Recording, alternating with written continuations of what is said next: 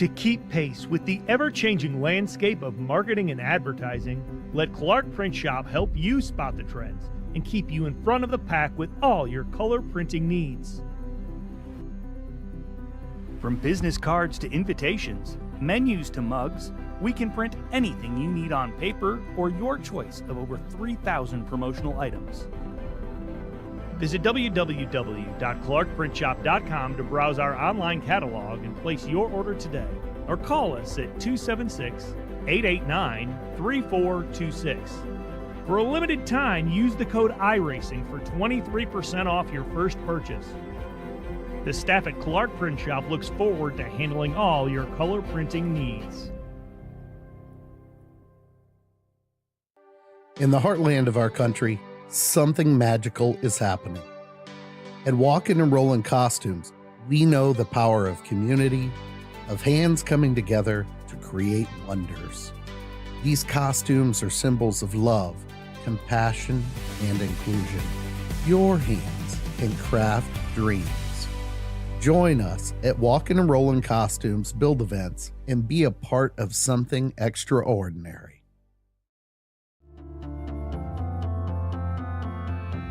Everyone, I am Joshua Banks, driver of the number 35 Mako Tool Supra. Comes back, he's gonna send it to the inside. They're 3 wide for the race lead.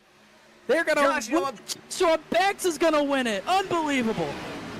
And also co-owner of M&J Distributors for the sponsor of Saturday Night Racing. So I just want to thank every single one of you for tuning into tonight's race. I hope you will put on a good show for you guys. I hope that you will enjoy it. So if you do, make sure you drop a thumbs up to VSPEED and subscribe to them, because they, as y'all know, if you haven't already, they put on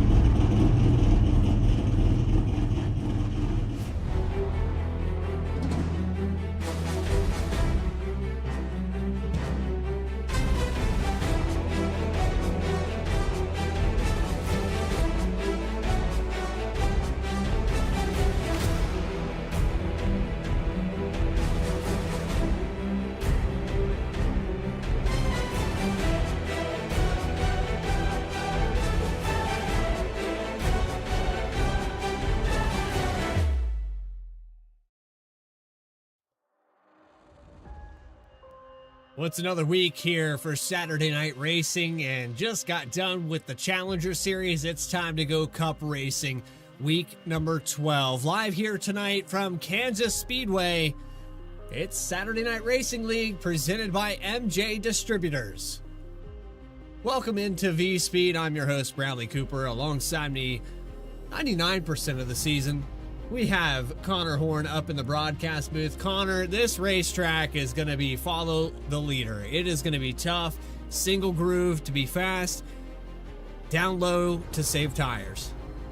Yeah, it's really just going to be a game of chicken almost, like early on in this race. You're going to see the drivers that are going to try to preserve for the long run on the bottom of the racetrack best they can. But those drivers who want track position and aren't going to try to save the tires as hard, you'll see them on the top side of the racetrack majority of the time. Maybe we see some drivers test the middle of the racetrack, but you're going to see drivers on the white line or on the white wall. There's really not going to be that much in between, but we should see some 2-3 wide action and some comers and some goers. This should be a pretty interesting race, a little bit of progressive banking sort of racetrack. At least it feels like that at this track that was repaved, like 14 years ago at this point, and it's been the hottest ticket in NASCAR with this next-gen car. Maybe we'll see a battle to the finish quite like we saw last spring in real life, but this should be a pretty fun one at this 1.5 miles. This races pretty well with this car. 17 degrees of banking in those turns, open June 1st, 2001. This track has put on quite a lot of spectacle racing and multi-groove when it started out, the repave and iRacing. I don't know what it is about this place, but if you can get the lead, you hold that track position. So important here tonight. We'll see that time and time again for the guys that are running in the top 5. Quick look at the points, though, while we cycle through. Their Chase Outlook top 16 make it in. Max Cost just above that cutoff line by about 20 or so points. Caleb Weekly just behind that It's pretty tight up here in the bottom half of that top 10, but you look at Bailey Turner, got his 5th win last week at New Hampshire, and how about that? I know you got a little bit of 24 blood in your veins, did a fantastic job finally getting a win here in SNR. Yeah, finally got that win. Bailey Turner's up to 5 wins in this series. Then he got those other 3 winners, 2nd, 3rd, and 4th. Adam Cabot back there. He only has 7 starts on the season through 11 races, yet he's still 10th in points. This is going to be a pretty good run in the chase once we get there for all these drivers. Max Cost is hanging in, Caleb Weekly, Chris Hodges, Adams, and Brian Chambliss. He has a win. It does not matter, though. It's not winning in. Not like that. He needs to get above that point line. Got to get the max cost, which is easier said than done. Chambliss has been a bit inconsistent this season, but you never know who might drop out. You got Carwell, Shanosky, Villalobos. Anything can happen, and we got 2 or 3 pretty tough tracks to go. Who knows what can happen here today? Then we have Charlotte next week and Bristol as our cutoff, so anything could happen. Yeah, and just to clarify, that is a win at New Hampshire in Saturday Night Racing League. He has definitely had some wins prior to that, but 5 wins, that's going to help him with the bonus points as well. Race analysis up on your screen, 140 laps here today, 45-mile-per-hour pit road speed limit, 4 tire sets available, and as always on that iRacing Fix setup, 80% fuel here tonight. With that, though, it's time to go trackside and get the grid up on your screen. Starting on the pole here tonight, it's going to be Jeff Wright in the number 48, a 31.595 to put it up on the top spot. He'll beat Nick Hapiak by about a 10th, just less than that, to get on the top position. There's row number 1. Moving to row number 2, we have Ryan Carwile and Bailey Turner, your 5 winner in this season. Row number 3 belongs to Angelo Horonis, Seth Hatchell. How about that? Making his appearance here back in Saturday Night Racing League. Good to see him back on the racetrack. Row number 4 belongs to Chad Klinger, Lucas Lyons, and the number 25 will start in 8th. And rounding out your top 10, Kenny Kimmy in the 14. He chose to qualify here tonight, Connor. Bryce Shoemaker in the 10th position. Hey guys, I was about to say, I'm pretty shocked to see the 14 up there actually qualified. We'll see what he can do. Josh Adams, he's always fast. He'll start in the 11th position alongside another driver who's also always fast, Adam Cabot, who has come so close to winning here. He has 2 second-place finishes, but no wins here for Cabot. 13th position will be AJ Stravato, who can also get a victory here. He's fast here. Elliot Butler in the 16 starts alongside him in the 14th position. Andrew Telganoff, his first start in a while in the Sunny D car, starts 15th. Stephen Davis, a bright yellow number 60 Mustang, he starts 16th. Brian Chambliss, winner at Atlanta on fuel mileage. Maybe he can do that again today. He starts 17th alongside Joshua Banks in the 35, starting 18th. And rounding out the top half of the field, Ray Massey starts in the 19th position, and Rob Denton in the 93, I believe the only Aussie in the race, or New Zealander. I don't know which one he is. He's just a part of that club. That's where I got that from. But he starts 20th tonight. And this is why I don't change things on my broadcast. ATVO not working there on that scene, so I apologize for that when we got through that top 10. But Max Cost 21st, Casey Lakatos 22nd, Logan Threlkel, Brandon Wallace. We have 38 cars on this racetrack. Weekly Hamp. Then you have Nick Wood and Eddie Trejo. We'll continue to go through this top 30. 8 more cars to talk about with Donnie Kite rounding out the last of the times here tonight. Julio Villalobos, Matt Shanosky, Philip Brewer, Chris Hodges. 2 more rows with Richards and Belkey. And then we round it out here on the field with Ben Laughter and Keith Shoemaker on 38th. So, Connor, I got to ask, we've seen some struggles with previous champions. We've had 3 different champions in 3 different seasons. Jeff Wright has been struggling with this next generation car, and we saw with Bailey Turner, he really had good favor and good fortune in these first 7 or so weeks. But now we're here at week 12, and for some of these guys that are previous champions, what is the strategy for tonight? The strategy is just, I think you got to keep the tires on. If you want to go up to the front and drive hard, that's okay. You can lead laps early. But I think at least when you're going to get track position at the right time is going to be important. I think you're going to get track position by being good on the long run and passing people on the long run and managing your strategy when to pit under green pretty well as long as we get there. So I think for the 48 who's in the field tonight, mainly him, 73 is not in the field. The 35 is. You need to be able to save the tires. Problem is those 2 are notorious for not saving the tires short run and paying the price the long run, but I think long run pace is where you win this race. So here we go for week number 12. We're running out of regular season races to help you in the chase format. Jeff Wright will be the command car here from Kansas. Saturday Night Racing League is ready to go. Mile and a half racing. Oh, someone already missed a shift in the background. Eddie Trejo did not get going. And someone, I think he might have hit someone himself, but stayed straight green.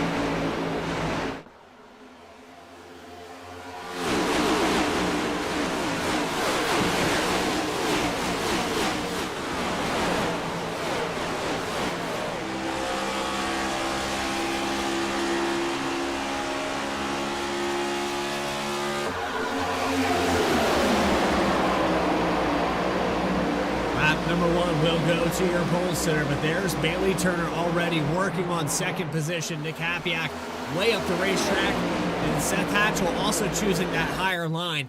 Bottom side can save tires, but you're going to lose ground. You don't get that exit, that speed that you need to carry on the straightaway. I think if you save your tires right, you can make that bottom line work long run, but definitely short run, you're going to see that top side. If the driver on the outside drives his car hard, you're not going to be able to pass him very easily on that bottom line. But I think if you get enough long runs going, if you get long enough on the tires, that bottom line will fight back much better. You just got to get there, which is going to be the tough part. Is someone sideways out of two. That was Lucas Lyons. He had a moment there, but kept it straight. But we're going to see majority of drivers try to save their tires on the bottom. You're already seeing the front runners on the bottom of the racetrack right now, though that time Hapiak and Turner, they kind of played a little dirty, maybe going up into 3 and 4, maybe trying to block lanes. At least Hapiak was, but it didn't work because Bailey Turner got a much better run off of 4. We've seen Hapiak fall back to third now, but running that high line, and he'll get the advantage out of the exit of turn 2, go back to second spot, or side by side back here with Angelo Horonis, the 54 Bryce Shoemaker up 2 positions. Adam Cabot on the move. We talked about his limited schedule, how he's holding on to make this chase as well. Even though he's missed some races, he has a win under his belt. That's a limited list of drivers sitting 10th in points coming into this week. Bryce Shoemaker tapped the wall, but he's still straight. But yeah, it just shows how much speed Adam Cabot has when he does show up. He's a championship threat when he can run all the races. We'll see if he's able to run any races or all the races in the chase. But always a threat to win and always a threat to battle for the lead. But the battles between Turner and Wright right now, I think Bailey Turner wanted to try to slide up in front of Jeff Wright. He just wasn't even close to making that work. And it almost cost him second, but Hapiak couldn't take advantage. It actually ended up costing him maybe the 3rd position as Cabot winds up that outside line trying to get that big run off of turn number 2. And if you're going to make passes, you got to get to the outside of people, especially on that short run. And he did that. Now he's going to cross over, top the bottom elevator move on Bailey Turner after they did have contact last week. Usually best of friends, and they probably still are, but they did have contact last week. Yeah, and I appreciate you going back and reviewing it, as we're seeing some multi-groove racing, a little bit of 3-wide offset action going through the tri-oval, and Bailey Turner will take over the top spot. Now chooses the high line through 1 and 2, and I think he's going to complete that pass for the lead. Jeff Wright falls back to second. He wants that clean air, and he wanted it badly. Got that huge run off of 3 and 4, which I think that top side works better over there than it does 1 and 2. It's a little close, but I still think you really love the top side. The top side's pretty good in 3 and 4. You'll see Adam Cabot try to do the same exact thing out of the corner, but you saw Jeff Wright kind of block that a little bit. Turner's going to, not Turner, but Cabot's going to try to force the issue to his right rear, and in return, Jeff Wright tried to ship it into turn 1. Not to hit Turner, but just trying to get away from Cabot. Tries to slide up in front of him. Just couldn't quite make it work, and now Cabot has positioning. So already those two back up to the front, and now it's a battle between those two for the lead again. Cabot drops low into 3 and 4. He'll have a decent entry, but not the preferred exit. When you measure that exit versus entry, it's kind of a matter with this car of driving it in as deep as you can, but then make up for it at the end of that turn. You got to see both sides of this multi-groove racetrack, and it really does save the tires to drive down there. how many people are going to choose to do that in the early run. You can see most of the top 5 down there, with Seth Hatchell running back in 5th, but Cabot choosing the top line. And we had some side-by-side back here with Servato. This is for the top 10, and just in front of that, the Oneida Klinger. Oneida Klinger kind of on his own, trying to chase down Ryan Carwile. Meanwhile, Cabot got that big run off of 4, was able to get alongside Bailey Turner and take that lead away. These guys swapped the lead more than any other duo in this league. As a matter of fact, they're going to try to swap it again. Technically, Adam Cabot never led, so if Turner leads this lap, technically there was never a pass for the lead, as there goes the slide job. There's a crossover. Perfect crossover, perfectly executed, and this time Cabot's going to lead this lap, but here's another component of this track, side draft. If Turner could just get that right rear and keep the right rear quarter panel, he has perfect positioning in the turn 1, and he got it. He held him down just enough. Exactly what you need to do. Hapiak kind of not really doing the same thing, just kind of pinching the 8 off the corner a little bit. He keeps that 4th spot, actually showing some pace. And right now, at least his computer/internet's holding up, so that's what we like to see as well, that VSPEED number 8 into the top 5 after, well, starting just outside the top 5 in 6th. Ryan Carwile down 3 spots, back to 6th position, slowly falling back to Chad Klinger, and some of these drivers migrating up towards that high line. You're seeing the 54 of Bryce Shoemaker now in 9th position. We're watching a lot of this top 10 action, but there's some other stuff going on deeper in this field. This is back in 33rd position. Julio Villalobos inside with Benjamin Richards out of turn 2. We always get wrapped up because the lead battles are almost close every single time, as Hapiak got by Jeff Wright for 3rd, but these guys are always battling back here, as Ben Laughter, Caleb Weekly are almost making contact up ahead. That's behind Andrew Telganoff. That's a battle for 27th. That's really where this pack begins, 2 by 2. We got J.R. Shepard, who's been pretty high in the points this season, but he's kind of mired back here in 29th with Philip Brewer, who's won some Challenger Series races. That's in number 44 on the bottom, and it gets tight off the bottom of the corner as these guys are all over each other back here. I don't think every point matters. Just look at these battles. With Caleb Weekly, this is for 25th position, and you can watch him drive down into that corner, gets clear up Andrew Telganoff, and that's 26th spot now gained. Trying to get back to where he started this race. We went caution-free in the Challenger Series, and we're off to a good start here as 14 laps in. Looks like the field's spreading out a little bit here. It looks like Telganoff's actually battling right front damage. That's not sure where that came from, but I was wondering why he's been falling so far. He started 15th. He's back all the way to that 27th, 28th position. About to be 29th. That looks like he got some damage lap 1.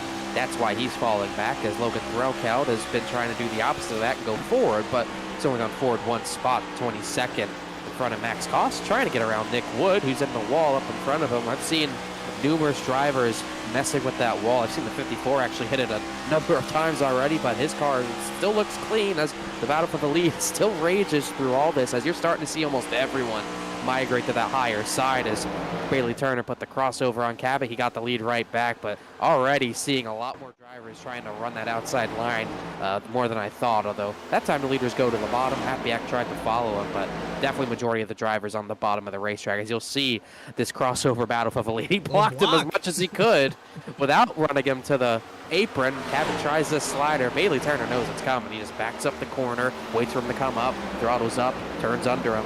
It's an easy move. I mean, Cabot actually overran that a little bit too, so it makes it that little bit easier. A lot of racing left to be done. We haven't even got to a 10th through this race. I think we're just over that. And back and forth here with Turner, Cabot, Hapiak in the top 3. Hatchell got around Jeff Wright. How about the pole sitter? Has that short run speed almost tight off the wall there out of 2. Usually a short run speed. Usually we're able to see him we're usually seeing him defend a lot after the short run, but right now he really didn't defend for the lead that much, and he's actually struggled and fallen back. He got 2 for 1 there, though. That was a pretty darn good move. Made the bottom work really well that time. 8 of Hatchell going to get that back from the 0-6, maybe try to get a 2 for 1 himself, but I think Jeff Wright, maybe he's trying to take a page out of Cabot and Turner's book, save his tires a little bit, and maybe make a charge back up to the front as they almost make contact for the lead. His air is a little bit cleaner because he is a little further back from the 24 and 17 now, so maybe he can mount the charge. He went right back to the bottom of the racetrack. But you're seeing a lot of drivers trying to get to the bottom struggling. Almost looks like the front ends of these cars are a little bit too tight to make it to the bottom too easily. But the problem with running the high line is that it's getting so stacked up that you're having to check up hard on entry and even on exit. And that's what happens when you get one line stacked up like this. You're going to have stack ups. One person scrapes the wall in this line, like Carwell hits the wall. There's nowhere those 4 or 5 are going to go. It's going to be a crash as Hatchell goes for the 3rd position again, as they look almost 3 wide in the background for about 21st. This is a stack-up 21st on back. Hatchell's going for 3rd, but look at this mess. This is Max Cost at the front of this. 53 machine, or 63 machine of Max Cost, and watching Threlkeld and Cost pick up some positions. Rob Denton just behind that in the number 93. RSR Driver Cam, primary sponsor here. Let's get it on board with that amazing setup. He's in the middle of the Hornet's Nest right now. I don't know why they got that stacked up, but Rob Denton trying to get through all of this, just trying to get some spots. He has had a pretty rough season, but he's running pretty much where he started right now, as he's going to hit the wall a little bit there, but composite bodies won't get hurt from that at all, as he's in a fierce battle. Oh, that one might hurt. That one's a much harder hit, but he's holding on. Nick Wood trying to find someone to go behind him. This is Stephen Davis, Nick Wood, J.R. Shepard all in this battle. And then you got even more drivers behind. Villalobos just hit the wall. I mean, 20th on back. It is a battlefield. You got 10 cars, it feels, under a blanket, but how about Max Cost pulling away from all of it? 63 car holds on. And he loses his mirror right now. I don't want to be a part of that. Top 4 have accordion back together, though. We're shaping up for another battle for the lead. 24 of Turner. Going to get another lap led, that time by 15 for the 24 machine. Your pole center has worked his way back up to the 3rd position. And then you have Seth Hatchell, who said he felt a little bit rusty coming into tonight, but that's to be expected. He's been off the racetrack for a minute. Good to see him back out here. I definitely think he gets a pass in that aspect for sure. He already looks pretty sharp up into that 4th position. Chad Klinger's climbed the 5th, starting from 7th. Carlisle's fallen back, as has Nick Kapiak. But look at the 9th position. I didn't notice that until now. How about Rob Hamp? He started back in the 26th position. He's climbed into actually the 8th position now. He got past Kenny Kibbe the last lap. His 4-car, we've seen him have some Q speed, but then also have some crashes. But he looks very sharp tonight, at least for the time being. Very good run through the field and past all that mess 20th on back, which is important as well. Yeah, Rob Hamp in practice was definitely one of the fastest cars on the racetrack, and didn't get the qualifying effort that he wanted. 26th starting spot, but how about that? 18 positions gained. That's about 1 a lap here, just shy of that. Up to 8th now. And meanwhile, it's Jeff Wright who's actually mounting that charge. You know, you talk about him being really a short run guy and falling off long run. He's looking to be the opposite right now. Fell back to 5th, seemingly managing his tires. He's up to 2nd past Adam Cabot, and really looking to battle for this race lead now, as he's pulling away from Cabot. Cabot, maybe he burned up his stuff a little bit, battling the 24 a little too hard. Also, one thing, if you're in the front of this line, that draft will keep you in touch as well. Draft, very strong in these next-gen cars. You really can't break away from it until after green flag stops, or if you're that fast, you can, but you really don't see that in this league until stops. We saw that at Vegas. No one really got out of drafting range until it was spread out. And once Adam Cabot was able to do that, he was gone. But you need to get at least 1 stop in before you do that. 3 wide here going into turn 1. Eddie Trejo on the outside. The Sonny D machine Talmanoff in the 47. It's labeled as the 3, tags the wall again. Looks like some right front damage. This is for 26th, 27th spot. And you have Philip Brewer, Logan Threlkeld. What's up? Meanwhile, we didn't even, I don't know how we missed this, and I got to apologize right now because I just went and looked back. AJ Stravato, yeah, running 38th. He had a spin, actually, lap number 18. He had a little contact with Bryce Shoemaker, who hit the wall, and he spun. I don't know how I missed that, or you missed it. I apologize for that. That is why he's running 38th. Had a little spin, but it did not bring out a yellow. Well, and you go back to, he got into this situation, fell through the field a little bit. I looked up, I was about to say, I looked up, saw him 38th. I know he was up there. I was like, what the heck? Yeah, he had started up at 13th and had fallen back to around the 15th position. That looks like net code there. Couldn't tell if it was net code. To me, it looked like the 54 got into the wall and he couldn't check up in time. Well, that thing really was bouncing in the grass for whatever reason. You see here, 54 hits the wall, and I don't know how much the 33 could really do there, even if the 54 didn't hit the wall. Just checking up like that, really nothing he could do, but at least has a car to work with as he's in the wall, maybe hurting it a little bit more, probably frustrated right now, waiting for that caution, hopefully to get him back in the race. Logan Throkout has brought it down the pit lane. We'll see if he gets back out there. But meanwhile, that battle for the lead hasn't changed. Bailey Turner still leads. Ray Massey in the battle for 17th with Case Lakatos. But that battle for the lead, still the 24 and 48 bumper to bumper. The battle for third's actually fading off this 1-2 battle. Ryan Carwell starting to charge through. He's looking for 5th. Carwell down to the bottom in 1 and 2, up to 5th position. That bottom so difficult. And Connor, we've all drove here at Kansas, one of my preferred racetracks, just because once you get that track position, it is so difficult to get around somebody and clear them. Unless they're being courteous, which we just saw there from the 8 of Seth Hatchell. He allowed the 71 of Carwile and didn't push the issue. Unless they're being courteous, it is almost impossible to drive this bottom and complete a pass. Oh, it's infuriating. If you just run the top the right way, I mean, it's impossible without roughing a driver up. And you don't really want to rough drivers up unless you have a reason, but if you're me, holding me up is enough of a reason. And you'll probably see that. You probably see not really the chrome horn, but you'll see the right side of these cars get used up to pass people sometimes. You know, shove them maybe close to that wall, make them get the wall a little bit. You might see that later just out of frustration for some drivers, but not quite yet, as that battle of elite side by side, right? Got to the inside of the 24 before entering the corner, but once again, didn't really make it to the white line. And that's going to hurt his run off the corner. He's going to try that side draft on the left rear. Just can't quite make it work quite yet. We're probably not too far away from pit stops, as that time Bailey Turner blocked the high side. He had been running low, but Jeff Wright's going to try this kind of diamonding move. We've seen Kyle Larson do this mainly at Darlington. He'll enter high, exit low. Didn't really work there, but Jeff Wright just trying to get out of the air in the corner any way he possibly can, because that time Bailey Turner took his line. Again, starting on the pole here for the 48 machine, and took a while to get the 48 car into victory lane, looking for his second one this season. How many drivers do we have on this list in the Cup Series? It is so limited. I think we only have 5 drivers in these 12 races, 11 races that we've completed.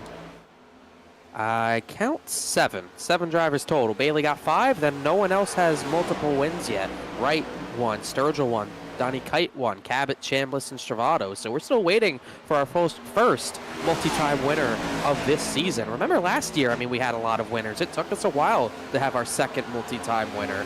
We're still waiting on that right now, but we got, 3 drivers up here in the top 5 right now that are looking to do it, as some of these guys looking for their first win in the series, like Caleb Weekly, still in this dogfight, which is about 30th on back now. Matt Shanoski's a part of it. Weekly, Brandon Wallace, Keith Shoemaker, Austin Belkey all in this battle. Back here in the 31st position for Weekly right now. Down 6 positions, tags the wall coming out of turn 4, and that's going to hinder him even more. It's going to have an offset 3 wide as the 99 of Wallace goes around. Ooh, had some contact issue out of turn number 2. Kenny Kibbe and I believe Josh Adams had a little bit of a moment there. Couldn't tell if they hit each other or Josh Adams maybe slid on his own, but they kept it straight. Adams, another one kind of struggling right now, maybe a little bit. Not as much as Happyack. That 06 has really been struggling, as it looked like maybe he had a slide out of 2. Lost some track position out of it. Kibbe up there near the wall in the 6. Yeah, there's contact. Oh, yeah. Oh, Kibbe did a good job holding on to it, keeping it mostly straight, but really good save by both of them to keep it in check. Caution free for 35 laps, approaching green flag pit stops. What's the window of opportunity here, Connor? We looked at the mileage. We talked about the times. I think you split this race into thirds. You'll definitely be splitting into thirds. We saw someone pit back there a little further up. That might have been Josh Adams. It was. So this is early if you're splitting it into thirds. This is almost like a 3 pit stop strategy if you're pitting lap 35. So we'll see if that's what he pivots to. The fall off right now is about 1.4 seconds for Bailey Turner, who's really under fire from Jeff Wright. They had contact there at turn number 4. And Adam Cabot's back in the party. Big run on the 48. Dives to the apron. Jeff Wright trying to chase him and side draft him. That kind of came out of nowhere.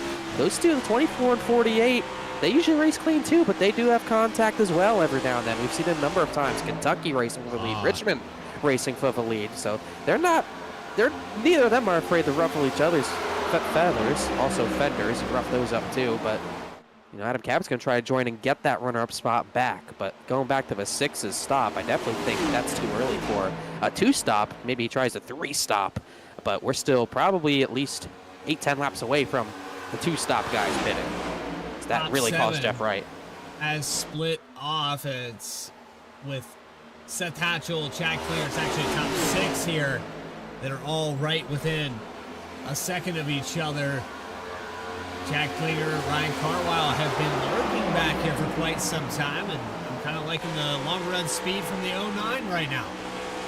His long run speed's, I think, much improved compared to what he's done in previous seasons. I think his long run pace has really taken a step. It's been cool to see him improve on that aspect of his, really of his game. I mean, he's been so much better at it this season than all the other seasons past. Maybe the next gen car he can attribute that to, as 24 opens up a little bit more of a lead now that Adam Cabot's up to second. Ryan Carwile's long run speed also looks pretty good right now. He's under fire. He's challenging for the second position. It's Cabot that's under fire. Meanwhile, at the back, still have guys hitting the wall like Eddie Trejo, but once again, they're not hitting it too hard. He's back to 32nd. He started 28th, so I saw him have a little bit of a checkup on the restart, on the initial start of the race. It was not his fault. He has no damage from it, but he definitely has been struggling for pace so far today.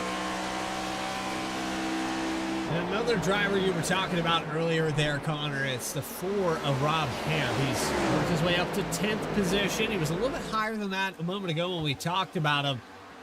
Definitely has the pace as he gets around Angelo Heronis for 9th now.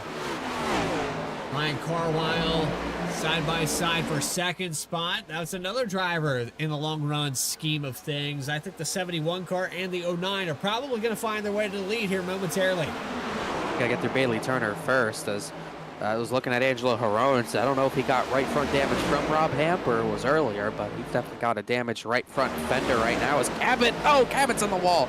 Meanwhile, off of turn number 2, he hit the wall pretty hard. Carwile's going to get second out of that. I don't know if there's damage to the right side of that 17, but he definitely slapped that thing off the wall. Take a look at it here on our VSPEED instant replay. A touch with the safer barrier and then a double tap. 17 car. I don't think he broke anything, but this might be the window now. If you have a little bit of damage, bring it down pit road if you're Adam Cabot. Struggling for grip that much, you might want to bring it down the pit road. I mean, he really lost it there on corner exit after he hit the wall, just lost all sorts of rear grip. So I would not be surprised if he's one of the first to bring it down the pit lane, but that incident has really not let Bailey Turner get away. I mean, this is still a 5-car fight for the lead, and Jeff Wright, out of the top 5, top 6 guys, he's the first one to pit. Oh, he slid it on the pit road. He almost crashed it. Don't see any penalty for the 48, but he's pretty early for a 2-stop. That's sideways. Yeah, I'll just say. Enough. This is, if you're going to split thirds evenly here, he's 4 or 5 laps early, but he is one the short pit. We've seen it before. As battle for the lead. Let's just look at this. Woo! Hoo-hoo! Oh, he almost hit the cone as well. I mean, that was as close as he can get to wrecking it without actually wrecking it. He's got 4 tires on it now. Just making sure he gets going. He does not get going. He might have a penalty. I think he did get a penalty for maybe hitting that cone. Kenny Kibbe just came down the pit. Wow, it's huge. Huge penalty.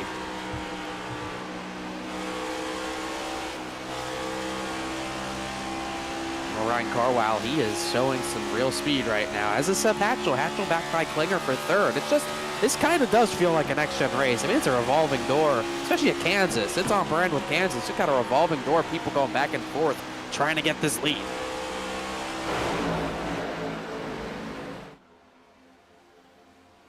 So black flag there for Jeff Wright. Andrew Horonis pits. J.R. Shepard, Stephen Davis also pit. We're 3 wide for the lead out of nowhere. Look at this. Are. Oh, look That's out. tight. Carwile and 8 came up into Carwile there. I don't think he thought they were 3 wide. Kept it straight. Meanwhile, behind all that, Elliot Butler pits from 6th. They just can't get by that 24. He's making it as wide as possible right now. I'm sure all these guys are just crying for tires, but they don't want to be the first ones to blink, especially now that the 48's out of it for now. Approaching that halfway mark. It's going to be around lap 70. There's Jack Klinger. Where's the moment, though, that you're seeing the 24 stay out longer than everybody else? The top 5, very mixed on the strategy. Jeff Wright, the first of those cars to come down pit road, said maybe a little bit short, but the undercut for the 48 car, we talked about his short run speed all season. Maybe feels like he can make up the time. Well, not with that penalty. It's not going to really matter. He's going to have to get a lap back at some point with a yellow. Otherwise, he's out of this race. Eddie Trejo came down to pit that time. Looks like none of the other top 3 will come in. Adam Cabot is in. So he's going to be the first one to blink, and that might be the one that brings Bailey Turner in. We'll just have to see. Because I don't see a penalty for Cabot, but I did not see a penalty for the 48, so don't know for sure. Max Costa's in. He was running 15th. By the way, AJ Stravato, he has pretty good speed. He's actually passed some cars that have not pit yet. He just got by Brandon Wallace for position, so he has speed. He's another one who might need a yellow to get back into this, though. Looking here with AJ Stravato, 48 laps on the stint. Most of this top 10 still out on the racetrack. 38 cars to start this event, and 25 of them are still out on the racetrack as Caleb Weekly finds his way to pit road. Rob Hampson, Seth Hatchell just pit. Here comes the 23, the 3, the 45. Here comes Stravato, as we were just talking about him. 88 of Keith Shoemaker. This should really start things. I mean, it has. Oh, man, I always think they're going to hit each other. Gosh. Thankfully, they didn't. Here comes Bailey Turner, race leaders in. Carwell's going to lead a lap.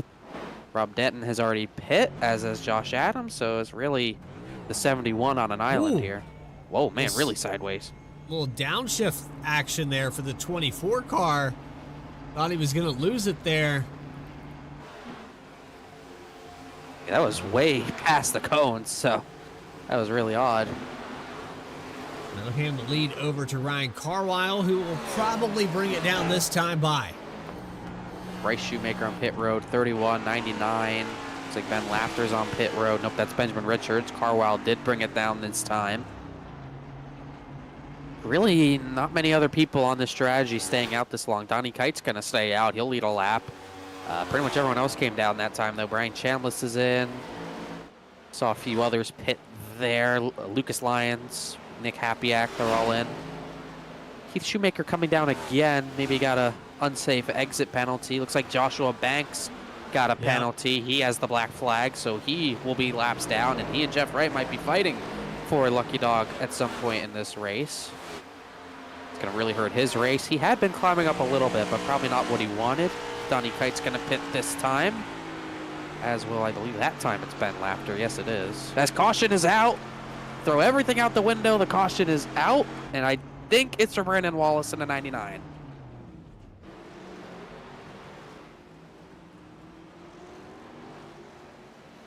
Well, we're trying to sort it all out here. What happened to the 99? Was it an unsafe entry just sideways on the racetrack? What was going on? Saw him spun out of turns 1 and 2. I think he had just come down the pit. Engine. Yeah, he just money shifted. Yeah, you saw the engine, you saw the smoke. Just downshifted.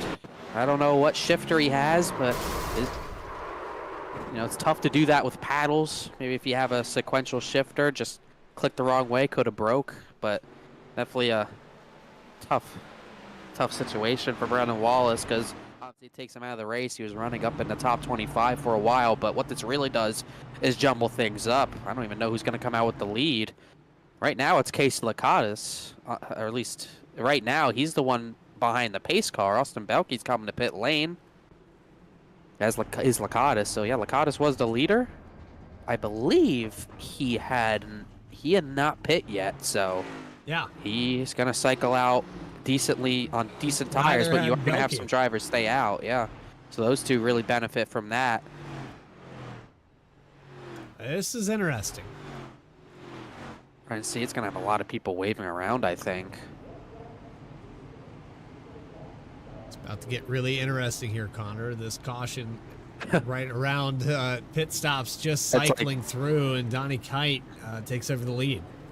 Yet he had just come down the pit. He might have been on pit road as the yellow fell. Yeah, I think he's going to be on the lead lap as well. I'm just trying to look at. I'm just trying to look myself. Yeah, he hit pit lane like right as the yellow fell, and he did take his stop. So if he's not a lap down, this is gonna probably work out well for him. This is pretty bad for Joshua Banks because he was not able to serve that black flag. So I don't know what's going to be done with that. I guess. Yeah, he was trying to. I guess Donald Kite is. I guess Donald Kite's the leader. Yep. Through all this. Well, and that everyone cycles running up. a lot of waves. This is a weird situation to be in here for Saturday Night Racing League. We still have more coverage to continue. We will be rounding them back up in just a moment as they get back double file and we get these wave arounds. You're watching Saturday Night Racing on VSPEED. More coverage right after this.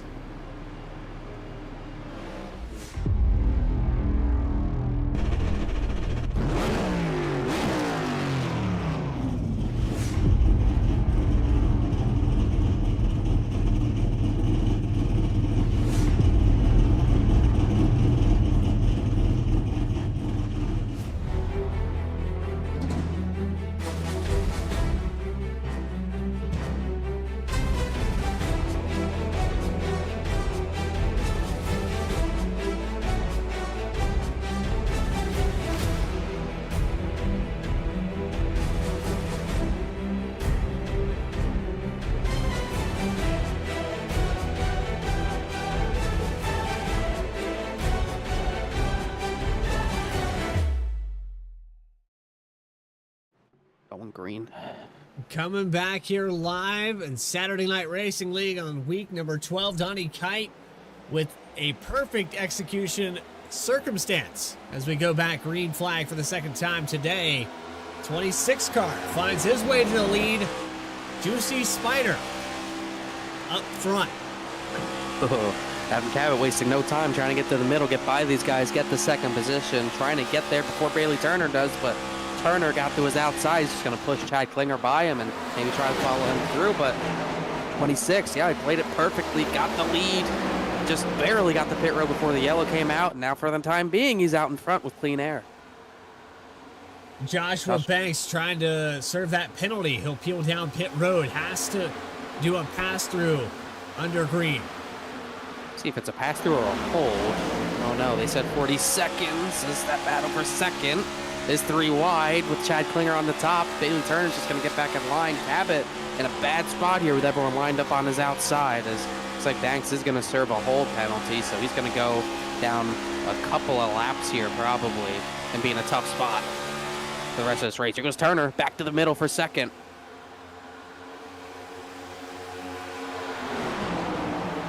I'll tell you what, that yellow, it maybe helped Jeff Wright because it gives him a chance to get back maybe a lap here. He is in a fight for the lucky dog with a couple of drivers. Ben Laughter, Caleb Weekly, Threlkeld, and Rob Denton. He's going to have to battle them for that lucky dog, and he might have to battle Joshua Banks depending on where he gets out on track.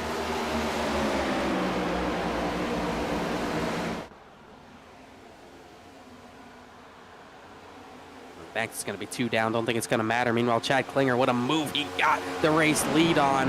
Now he's going to have to try to battle for second. He might be in trouble here. Just not fast enough out of turn number 2. Just picked the wrong lane. Let Chad Klinger get around him on the outside. Now Bailey Turner is back to second. Already pretty quickly single file at the front. Talked about week to week here for Chad Klinger. He's had some indifferences with the 33 Estravado, and then we had some kind of, I guess, drama here, Connor, with the 24 as well. But the 09 finds his way to the top spot. I've been very impressed with the 09 and the 71 of Carlisle. He's back here. J.R. Shepard, who fell out of the top 10 in points just this past week, looking to recover his race. Yeah, he'd been pretty much top 10 in points since the start of the season, it felt like, and finally just fell out, just not having the runs he needs. But he has climbed up, maybe a little bit through that yellow, but he climbed up through the field, up into the top 10 for the time being after starting 30th. This could be a big finish for him. Just top 15s, really. He just needs to be a little bit consistent with that right now. As Klinger trying to hold on to the lead, Turner got to his outside, though. Opened up the outside window. They're going to touch doors entering turns 3 and 4. 09 to the bottom of the racetrack. Cabot back there lurking. We haven't seen this out of the 09 yet today, where he pushes. Oh, man, there's contact again out of 4. I think Turner thought he was going to go to the apron, and he didn't, and it just about turned himself. I mean, that was about as close as it gets. Nothing the 09 did wrong there. Turner just assumed he was going to the flat, and he didn't. That could have been race over. Hot on the bumper out of that exit, and still lurking in that mirror as they go through 3 and 4 again. Trying to get some clean air on the nose, but Bailey Turner going to come by to lead his 44th lap here today. Dominant car of the evening. 24 car looking for his 6th win of the season. I mean, you can tell he's just driving a little bit harder just to get out of anyone's way, really. I mean, he just pushed the issue so much more on the throttle in turns 3 and 4, but maybe a little bit softer trying to conserve tire in 1 and 2, let Klinger get back to the bumper. But you can just see he is throttling up a lot earlier than everyone else in the middle of the corner. As whoa, there's contact. Rob Hamp and AJ Stravado are roughing each other up a little bit. That's back in the 19th position. Hamp kind of lost out on the yellow. Stravado gives him a chance to get back in this race, really, but that's the second time in the last 2 laps I saw those two hit. 33 of Stravado peeking 3 wide. He will go 3 wide here off of turn 2. He pinches down on Rob Hamp. Driving a little angry. Yeah, maybe. He's also trying to get by some lap traffic. 3 wide again. That is, I believe, Caleb Weekly lap down, just letting him go here as Stravado trying to get by Brewer, who hits the wall, gets by Hamp, clears him in the process, but it is tough to get through this field on any weekend. Showing it right now is Elliott Butler in the wall from 8th. Oh, he's stuck in it. Look out. Brian Chambliss almost ran to the back of Jeff Wright. And Jeff Wright doesn't need that right now because he's in the lucky dog spot. He does not need to be in a caution. Whoa, oh, man. No more of that. A moment there for the 48. Chambliss gets back around, now up to 12th. And this is the cycle on pit stops. Jeff Wright not able to get back on that lead lap. The 48 car, 1 lap down, was not the lucky pass position. And with how that penalty served and where everything cycled out, 48 car back in 30th now. Yeah, went 2 laps down because of the penalty, waved back around to get back the 1 down. Now he just needs that yellow to get back on the lead lap. Not having it quite yet. We're just coming to halfway in a few laps, so he wants that sooner rather than later so he doesn't have to do this climb that Stravado's doing in the span of maybe 20 laps or so. Battle for second with Seth Hatchell, Chad Klinger down to the bottom here for the 8 car. Said he got a pass. He looked rusty at the practice, but has really turned up the heat. Now looking, he will get second position and clear the 09. Not enough there. Klinger hit the wall to give him room, though. You know, when it comes to iRacing, I mean, once you get in the heat of battle and like you're in the race, the rest isn't the thing. You know what you're doing and you're back in it. So it's not really surprising to see him be this fast. He's been fast really in anything he drives, really, as someone really slid at it too. It was not the 09 or the 8. I think it was Stravado when he kept it straight. There was nothing really going on there. But yeah, once you're back in the seat and you get into a battle for like a top 5 spot, that adrenaline starts going and you're right back in it. Choosing the high line here to try to catch up to Bailey Turner. Seth Hatchell off of turn 2 is going to have a big run down the backstretch. Where does he take it? I don't think he's got anywhere to take it. You still Turner right there. You saw him kind of fake like he was going to be inside, but then he immediately got his wheel back up and stayed on the outside. Kind of fooled Seth Hatch a little bit there into following his line, as it almost cost him the second position back. But it's all sorts of aero games. You're just trying to put dirty air on that guy's nose, and they did a really good fake job right there to keep Seth Hatchell in his air. We'll see if Hatchell maybe goes to the bottom this time and doesn't take that fake. Riding here in 23rd position, you're seeing a little bit of 3 wide offset as Bryce Shoemaker races inside. That's Andrew Toganoff. Julio Villalobos, contact. Oh, man. Kept it straight, though. Somehow, I mean, Shoemaker just got into a spot where he, you know, the 45 had that run, but the 54 forced the issue there, and then the 54 bounced off the wall again. He's done that a lot tonight. Cost him momentum out of the corner. Villalobos trying to get that right rear, gets blocked, leaving more contact between these two. This is back for 22nd position. Telganoff just trying to get away from all this, at least for the time being he has.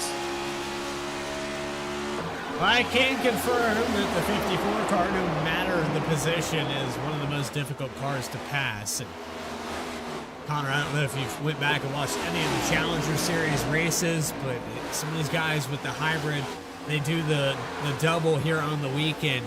We're talking about 4 to 5 hours of driving on this simulator. It takes its toll. It's a lot. I mean, it's basically like if you do a full length like Daytona 500, Indy 500, it takes a lot. Your hands start to cramp, it becomes so much. So just being in the, thankfully, hopefully you get a break in doing it. Sometimes, some races you don't get a break like that in between 2 races when it's just one long race. Everything starts to cramp, but you just got to stay focused. The adrenaline has to keep you in it, and hopefully at that point you'll be fine. As 54 and 3/47 getting acquainted with each other, right? You know, bumper to right rear there. That's for the 21st position right there. Meanwhile, just looking at that Lucky Dog battle, that's changed hands. Ben Laughter has actually passed Jeff Wright. So right now, 64 is in the Lucky Dog spot. And I gotta appreciate Ben Laughter, and I like your cut, G. 30th position right now, sticking it out. Maybe he has tires, I'm not quite sure, but he's actually a 16th car on track, so if he was on the lead lap, he'd be running 16th, basically. So he's been running through the field right now. Meanwhile, those battles at the front kind of keep changing hands back and forth. Remember, some of these drivers stayed out, like Bailey Turner, Adam Cabot. They did not take another set of tires, I don't believe. Casey Lakatos, he did come down to pit.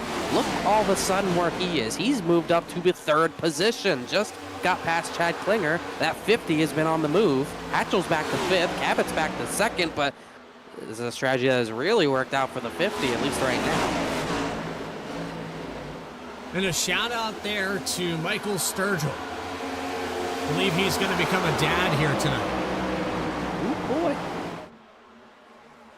We got people getting engaged here at SNR, and now having babies. Like, we're raising families here on VSPEED. Hopefully we're not destroying race cars in the process, but, you know, that seems like that always has to happen every now and then. But congratulations to Michael. I guess that's why Telganoff's sitting at 3. Looks like Joshua Banks has called it a race after having that penalty to serve. Looks like Logan Threlkeld's also off track. So 3 drivers out of this race. So we've just passed halfway. Brandon Wallace, who brought out our first caution, but just past halfway. Bailey Turner's led. Feels like the majority of them. Adam Cabot's been trying to get it, and so have, feels like half a dozen drivers have been trying to get that lead, but have not been able to do it. Well, it's another prime opportunity here on VSPEED to find those volume knobs and that smart device. I don't know where they hide the remotes here. I have a child. He's 8 years old, and where's the remote, Dad? One.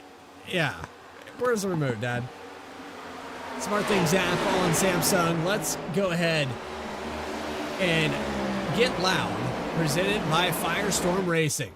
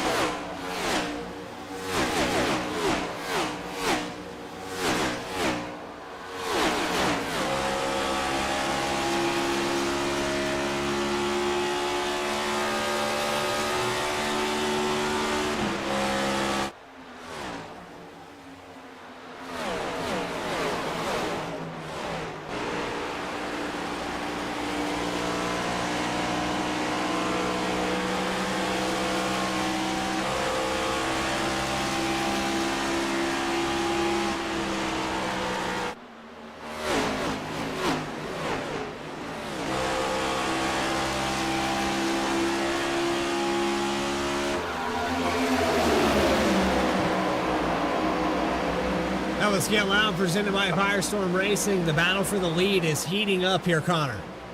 Tell you what, I was listening in on that Get Loud segment. I could have swore Bailey Turner was in third gear entering turn 3. I don't think that was intentional, but that was crazy here in the RPMs pegged in the turn number 3. Yeah, this time you're not going into third gear on a track like this, so that was definitely just hitting the shifter a little bit too many times, if that was accurate. But this is the closest Adam Cappett's been in a while, just trying to make this pass work. He just cannot find a way around. As once again, the battle's third on back, keep shifting hands no matter when we're not looking. As looks like Julio Villalobos Jr. has exited the server. Looks like an internet issue for him, so maybe he'll get back on the track. We'll see. But Klinger's back to third. Josh Adams has worked his way up to fourth, while Case Lakatis is kind of holding up a little bit of a line, fifth on back. Hatchel, Carwell, Kibbe, Apiak, and Donnie Kite are the top 10. Lakatis in the wall. It's going to help Hatchel in his battle for that spot. Back up to fifth here for the 8 car. 71 Carwell is going to take away that position as well. We talked about the cycle on the strategy. The 50 car was one of those cars that got to stay out. And then you had the 26 of Donnie Kite, but even so, they still have fallen back out of the top 5. Oh, Kite just maybe doesn't have the pace tonight for the win. It is what it is, but this is still, I think, helping his race. I don't really think he was running really here at this point. We go to lap, trying to go on my end to lap 40. He was battling for about the 18th position. 20 spots gained. There. It still worked out. Yeah, I mean, this helped him got some clean air on the nose, maybe helped the handling on his car just that much more. Just track position. We know this next-gen car, how it works. You get track position, it's a huge boost to your race, no matter where you were running, really. I mean, even moving up 4th to 3rd would be a big track position boost, but getting as many spots as he did, I mean, he went maybe battling for 20th to leading the race, and he's still battling for a top 10 spot, so definitely helped him. Austin Elke just tagged the wall here. And the 16 of Elliott Butler's going to go around. Whoa. They are 4 wide entering turn 1 in 7th position. There's wow. Tapiak and Lakatis came together there. I don't think Lucas Lyons knew he was making it 4 wide, but he almost made it work. He's still fighting that car. Oh my gosh, I've never seen 4 wide quite like that. Look at this. Lakatis tried to bail, and he actually did a good job bailing best he could. That was ridiculous. Wow. That was a wild move. They are still making wild moves back there. This is a battle for 7th on back. Kenny Kibbe in the 12th position right now. Battle for the lead. Sorry, Cabot got blocked by the 24 again. He's going to go for this slider maybe again. He's just not quite able to make it work. Oh no, Turner's going to pull the crossover on him. They almost made contact. Oh, they did make contact that time. That was a lot more than I think they wanted, but look at Cabot trying desperately to get this right rear, and he's got him out deep into the corner. Does Turner drive it way deep? This is exactly what Chad Klinger wants to see. He's going to bring him right into this fight if they keep this up, but what a job by Bailey Turner to get that lead back. I mean, he drove it in super hard, but he kept momentum out of the corner. Burning up their tires. I mean, I don't think they meant to hit that hard. That was a pretty big hit door to door. I don't see damage. Maybe Cabot dials it back a little bit here. Let's live to fight it another day. 86 laps, now 87 started out of 140. Side by side again here for the lead. Side by side for the lead. They're 3 wide for the 13th position at the same time. Kibbe, Lakatis, Ray Massey are all over each other. Put Elliott Butler into this, and also Ben Laughter, who is, I believe, still the lucky dog spot over Jeff Wright, but probably doesn't like what he sees in front of him. Out of turn 4, Kibbe on the bottom. There's Ben Laughter in the 15th position now. And Laughter has that lucky pass position over Jeff Wright by just 3 seconds here. You're starting to see a little bit of fall off. It's unfortunate there for Jeff Wright after starting on the pole, but currently back in 29th position, just now coming down the backstretch. Yeah, he just needs probably a couple yellows at this point with where he is in the running order at this point. We might see some other drivers get lapped during this run as well. maybe not too far away from pit stops. Mostly drivers pit around 45 to 50, so they're probably going to go another 5-10 laps, at least at the front, as, God, they're still door-to-door for the lead. Chad Klinger's still lurking. I mean, he can't make it to the end. It's a one-stop regardless, so. Maybe just trying to catch a yellow, so he's going to run long and try to catch a yellow so he doesn't need a lucky dog.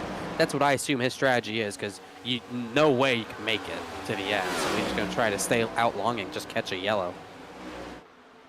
Battle for third right here as Josh Adams looks inside of Chad Klinger. They were very tight going through the tri-oval. 6 of Adams, contact. Not fully clear there. I don't know if 09's going to be very happy with that. No wreck, but Adams definitely not clear of the 09. Got cut a break there for that third position. As it's now that these top 6 have broken away. Some of the same drivers. I don't think Josh Adams was part of the breakaway last run, but Hatchell, Carwile, and Turner and Cabot certainly were, but they weren't battling this hard for the lead last time, as we'll see this replay. I mean, yeah, not clear enough to do that. And Chad Klinger will probably be saying, "You owe me one later." And once again, a 6-car breakaway side by side for the lead. Donnie Kite back up to 7th. Happyak 8th. AJ Stavato, he's cracked the top 10 after having that spin that did not bring out a yellow. Got the yellow afterwards to have the reset, and he is back on the charge as his battle will not go away this time. Cabot going to stay on the left rear, dives it deep into turns 1 and 2. He'll stay on the door of the 24 car. They almost make contact out of turn 2 down the backstretch. 0.04 of a second. Another dive for the 17. He'll keep it down in the middle. A little bit of a hybrid line. Late apex, and it looks like the 24 going to hold on into the wall. That was a hard hit. If that didn't bend something, I'd be shocked. That was not a scrape. That was a really hard hit to the outside. This might be where the 17 tries to slide up in front of him. Yeah, it will be. Just drives in hard. Turner backs it up, just trying to cross him over, and he's going to be able to do it. Every time Cabot tries that, he drives it in just a touch too hard. It gives Turner this run back on him. It's racing like there's 10 to go. I mean, it's crazy because I think in real life this slows both of them down, but it really isn't. Not as much as I think it should. Josh Adams just still not able to really catch these two, and once again, Turner gets the lead back. Looks like Lucas Lyons is pitting. He was running 10th position. This should be a scheduled stop. This is really the first stop of this cycle. See where he cycles out. Hitting somewhere around the 10th position here for the 25 car, and just behind him, you have the 31 machine of Matt Shanoski. Angelo Horonis coming off of pit road now.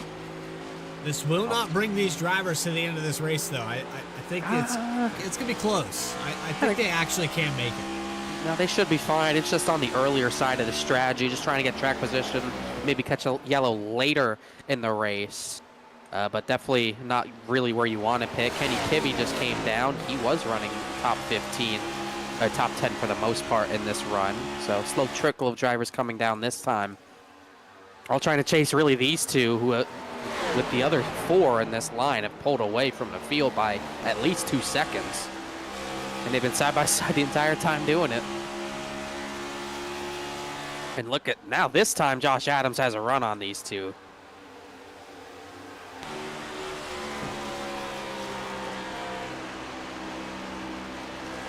They continue this side by side. You got to wonder how much are they using up here, Cabot. Not clear of the 24. They'll stay door to door down the backstretch.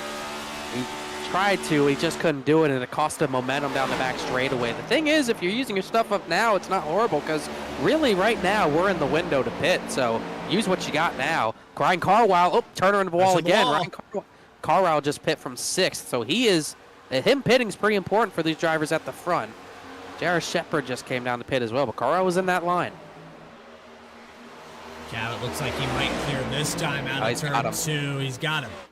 Oh, he drove it in too hard. Oh, he almost lost it. Oh, they made more contact. Here comes another crossover. Here comes another slide job. Here comes Josh Adams, maybe trying to get both of them. Oh, another touch of the wall. 17 car just barely. Chad Klinger's in. He calls it quits. I think AJ Shavato's bringing it the pit lane. I like pitting. I think Josh Adams should have pit there. How hard these guys are battling. At some point, they're slowing you down as well. That brought in a lot of drivers that time. Massey, also Elliott Butler, Rob Amp, a lot of the field. Battle for the lead continues. Chad Klinger down pit road. Stefan Davis, Eddie Trejo, and a few others as that battle for the top spot continues. Cabot could just pit here and take Bailey Turner by surprise, but he won't. And Josh Adams, Seth Hatchell, will just continue to kind of watch this battle. It's just, I can't believe that they are not faster while these two do this. It's insane. 17 just not quite able to clear that time. This is such good stuff. Would have thought we were going to see this much side by side for the top position at Kansas. I think Cabot won. Oh, Turner's up the track. He hit the wall that time. Couldn't get it out of the corner that time, and Cabot's got it now. Now I think Turner might have to pit. He really lost the nose out of turn 4 badly. He's going to lose second to Josh Adams. He might have to just pit. Windows there with 40 laps to go. 24 could bring it down. Undercut this a little bit. Hatchell pit. That's a pretty big deal. Happy accent. Cabot's on the bottom. That makes me think he's actually going to pit. Yes, he is. Cabot's in. He's not even going to let Bailey Turner get the jump. Locks it up hard. Both of them. Fast. Turner might have been fast. I don't see black flags. I'd be shocked. That brought in a lot more as well. Looks like Donnie Kite's in. The 9 car's in. Ben Laughter, who was a lap down, is also in. Telganoff, Keith Shoemaker. I think Josh Adams stayed out that extra lap. 40 laps left here from Kansas, week number 12. 6 of Josh Adams going to stay out another lap. Drags this out an additional 2 to the top 3 he was battling with. Meanwhile, you have Austin Belkey, Casey Lakatos, Chris Hodges in the 51, Bryce Shoemaker. Pretty much everyone in the top 10 is Andrew Telganoff down pit road. Belkey Lakatos yet the pit, as is Josh Adams and Christopher Hodges and Bryce Shoemaker. Here comes Bailey Turner out behind the 09. You can see Chad Klinger up the road. Seth Hatchell's going to be up the road. He's going to have to make those moves if he wants to win this race. But really just waiting on, I guess, the top 5 yet the pit. I believe that Ryan Carwell did come down the pit. He did. So right now he cycles out to be the leader. He would cycle out to be the leader, I should say. As it sits right now with the 71, but you have Lucas Lyons just behind that. 3 lap older tires. Chad Klinger 1 lap fresher on the 09. And then Seth Hatchell back here. This is important. You were talking about it there, Connor. On the undercut, some of these guys were almost a full second faster. It's going to make a big difference. It's still going to make a difference, but we saw how hard that pass is to make with even tires. But we saw Casey Lakatos when he came down the pit lane on the previous yellow when everyone else kind of stayed out. His tires were probably maybe 3 or 4 laps fresher. We saw him move through the field and get up to the top 3 at one point. So those few laps, 3-4 laps, will end up mattering for sure. This is probably what his strategy is as well. Just get fresher tires and hope it works, as he is one of 2 drivers yet to pit. Looks like he might be pitting this time. Because, by the way, to know what a cycle for Bailey Turner that was, how far out ahead he got of Adam Cabot. I mean, there's a second between the two, and Cabot had the lead on him coming into the pits. They pit same lap. Cabot lost out. Huge. And just in between that there, you see the 33 of AJ Stravado. He did a fantastic job on and off pit road, found his way back to the top 10. This is a heck of a recovery at this point. Not over. There's too much time left. And we've seen wackier things, but yeah, he has had to run literally from last, down to 38th at one point after spinning on lap 18, not getting the yellow. He could have just quit, but he got it back going, half a lap down, maybe more than that, as Hatchell's going to get passed by Turner here, but he came all the way back, got the yellow he needed to get back in the game. Could get a top 5 here if things fall his way. 6th spot back for Seth Hatchell, and there's Turner trying to get back to the lead as Austin Belkey comes down pit road here on lap 106. Under 40 left, coming up on 30 to go. Ryan Carlisle cycles out to be your leader in just a moment's time. Yeah, Lucas Lyons, who pit pretty early in second. Carlisle pit lap 96. Lucas Lyons pit all the way back on lap 93. Chad Klinger lap 97. Bailey Turner already up to, gonna cycle to fourth. He pit lap 100, so much fresher tires. Like I said, those few laps will make a difference. And a good thing for him, he's really got no one close to him on that set of tires. I mean, Adam Cavitt's pretty far back. Could be saving his stuff while Turner pushes, but there's a lot of cars between those two. Talked about how difficult it is to pass here in Dirty Air. These guys saving their stuff. You can see the bottom line here for Chad Klinger. He had long run pace in that first stint. Pushed it a little bit to go up there and snag the lead away, but still looking like a top 3 car. The way this is going to cycle out, I think the 09 could find his way to a post race. The one thing's for sure, if they want to have any chance of defending the 24, they need to force him low. Make him pass you on the bottom side. You're going to have to try to make this pass on the 25 on the high side. He'll go low this time, though, but you need to force Bailey Turner low, pinch him, get the side draft, anything you can if you want any chance of winning this race, because he's the guy who's going to have to drive through you to get there. At least that's how you have to make it feel like. You got to make him kind of drive through you. He's going to be tough to beat with the tire disadvantage, and it starts with getting by Lucas Lyons. That's the first thing he needed to do, and he did a good job doing that.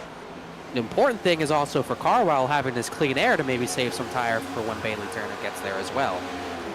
That could help him huge, just having the cleaner air. Well, we're going to take a quick break here on VSPEED. Still plenty of racing left to be done. Uninterrupted coverage of the remaining 30 laps when we come back. Saturday Night Racing League and their Cup Series presented by M&J Distributors will continue right after this.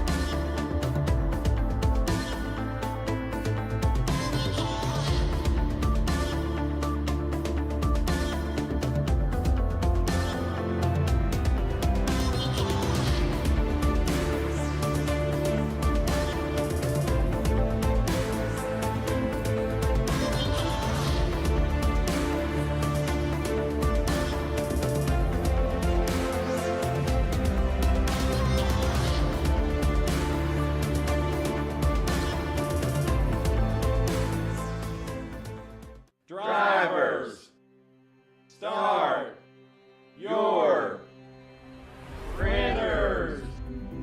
To keep pace with the ever-changing landscape of marketing and advertising, let Clark Print Shop help you spot the trends and keep you in front of the pack with all your color printing needs.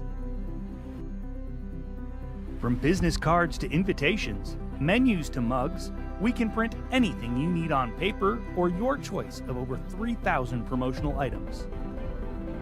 Visit www.clarkprintshop.com to browse our online catalog and place your order today, or call us at 276-889-3426. For a limited time, use the code iRacing for 23% off your first purchase. The staff at Clark Print Shop looks forward to handling all your color printing needs. In the heartland of our country, something magical is happening. At Walkin' and Rollin' Costumes, we know the power of community, of hands coming together to create wonders.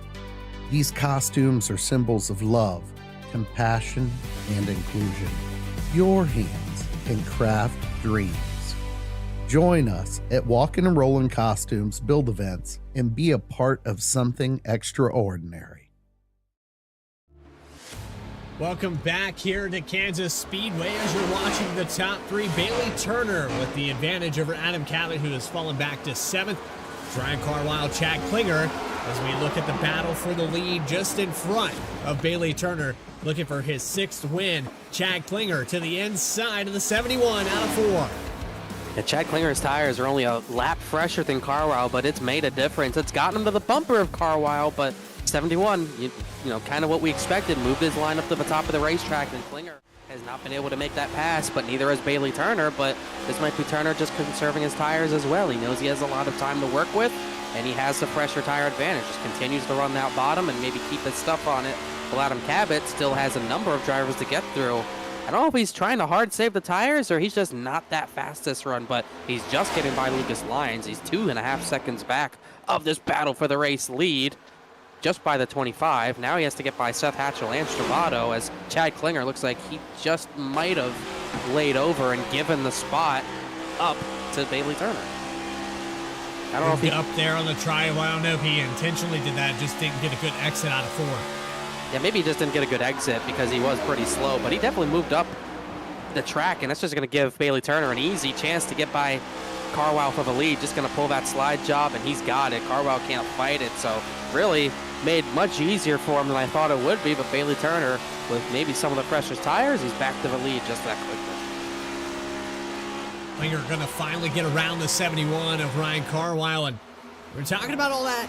How about the recovery? We were already stressing how Stravato brought himself back into the top 10, but now in the top 5, the 33 car looking invincible here. No matter the case, 33 was destined for a top 5 tonight. And his times are good right now compared to Klinger and Carlisle, and that's important to note. He was multiple tenths faster last time by because his tires are pretty much the same as the 09s and a lap fresher than the 71, so really good times once he got into a little bit cleaner air right now.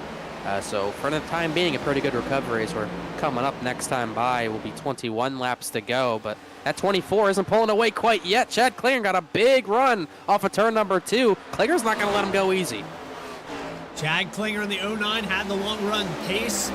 He will battle for the lead. What does this spell, though, for the guys outside the top 3? Do they reel them back in? We still have 20 to go. This is what Cabot wants to see. He wants to see one of these guys battling the 24 hard for the lead. Klinger's going to try this slide job. He's not quite going to be able to make it work. I think Turner should get a big run off the corner to get some space between the two, but that's what Cabot wants to see if he wants to get back into this fight. He's just got a lot of ground to make up in only 20 laps. Actually, a lap down car. I see the 27, but Cabot back here in 6th position. Going to work on Seth Hatchell. We have a little bit of a variable here with lap traffic. It's Nick Wood. I'm sure he won't be that happy with. Kind of pins up behind Seth Hatchell a little bit, but Nick Wood's tires are much fresher. He pit about 8 laps ago. We're talking about Casey Lakatos. He's back to 19th now, but he has the freshest tires on the racetrack. Works to the outside of Stephen Davis now for 18th position. I think Lakatos could find his way back close to the top 10 before it's all said and done. And he'll have a lot of clean air to work with. I mean, he has a lot of space in front of him, so that should end up helping him as well. There's contact. That's Jeff Wright. Right.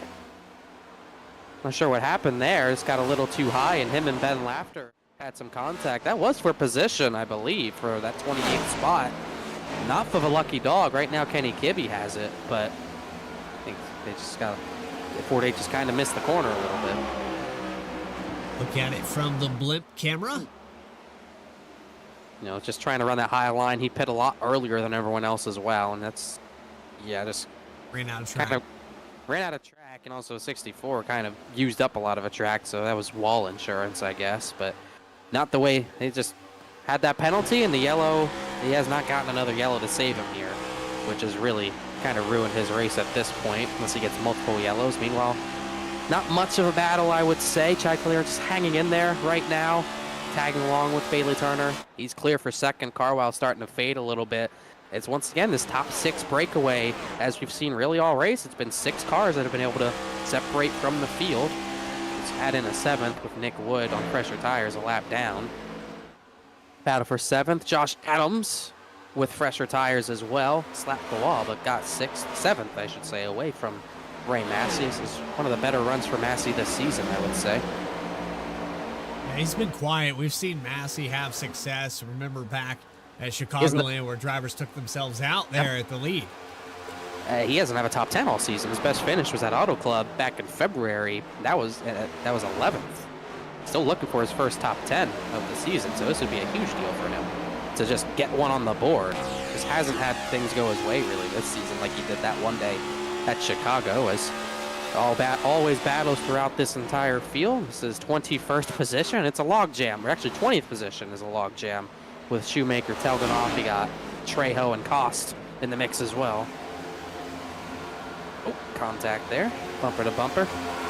That's a slide job. That's what it looks like. Tell you what, Adam, you know, he was back there far, but tell you what, he has turned it up. He got by Seth Hatchell and Stravato. He's working on Carlisle. He's there now, and who knows how much better his tires are right now. I can confirm they are identical to Bailey Turner's on stint, but has he been saving his stuff for these final 14 laps, I think we have left? I would assume he's had to have been saving because he just was not on pace with the 24. They took two different approaches. You had Bailey Turner just try to get the clean air and track position immediately. You had Adam Cabot kind of sit back, take his time, run the bottom line, and not burn him up too much. Remember, the end of the last run on tires, he was able to get by that 24, although it took him, 15, 20 laps side by side to do it. So well, they made a lot of contact with as this well. time. I'm interested to see how it all shakes out. If this race stays green, I think you're going to see Cabot really lean on the 24 car. And there's not, lap traffic is not too much further up. I mean, Nick Wood's up there. He's faster than the leaders. But Rob Denton, Caleb Weekly, Villalobos, they might catch those three by the end. And that might help Turner on the straights with draft, but it might hurt him in the corners with dirty air. As Klinger hit the wall in 3 and 4, Adam Cabot's not really got much of a fight for second. That is not what that 24 wanted to see. So a little bump here into turn 1. Klinger's still looking at a top 3 as another driver that had that long run pace just behind Ryan Carlisle could pull off a podium here. AJ Stravato in the top 5. Seth Hatchell coming back here to SNR. Good to see him back again. Shout out to the Hatchell family, and glad to see the 8 car back on the racetrack. Josh Adams back in 7th. Ray Massey in 8th, looking like a top 10 for the 23. You said first one maybe this season. Would be if he could pull it off. Lucas Lyons, who pit much earlier than everyone else, kind of feeling the effects of that right now, battling for trying to hold on to a top 10 with Brian Chambliss. J.R. Shepard breathing down his neck, but meanwhile, it's the battle for the lead. Adam Cabot might have played his cards just right. He has caught Bailey Turner in a hurry, and he's looking for the lead. He's looking for that slide job. Might even not need it. He might clear him on the exit of turn 4. It's going to be tight out of turn 4, but he could not quite do it. Turner holds on, maybe going to turn up the thermostat a little bit here in the closing laps. 10 laps to go at Kansas, week number 12. Turner on the high line, Cabot trying to clear. And it should be between these two. That's going to be even tighter. That was more contact that time. They made more contact there. I don't think Turner liked that, but all Chad Klinger can do is just try to stay close in case they do make too much of a mistake. But I don't know how much Turner has to battle with. He has to just keep sliding him back and hope he gets it, but you could see how much more grip the 17 had on the exit of the corner. Turner might not have anything left to battle with besides one more slide job right here. Man, he drove it deep into turn 1. Look at this. He might hit the wall, and Cabot played the crossover perfectly there. I don't think Turner has anything left.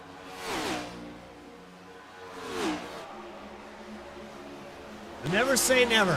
He's going to try the high line here through 3 and 4. You're watching Klinger just behind him. All a little bit fading here.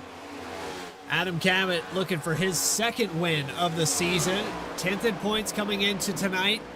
Less than 10 laps to go. A caution would completely shake up this field. And the lap traffic could shake up the battle. I mean, they are going to catch the 45, and I think they might catch the 13 and 93 as well.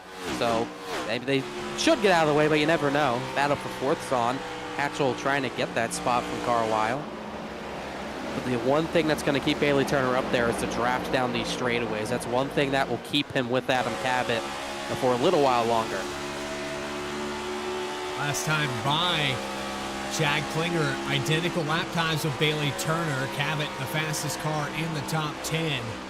32.568. They're approaching some lap traffic, though, as you said. Hatchell still not able to get around Ryan Carlisle, and just behind that, AJ Servato. Closest battle on the racetrack right now.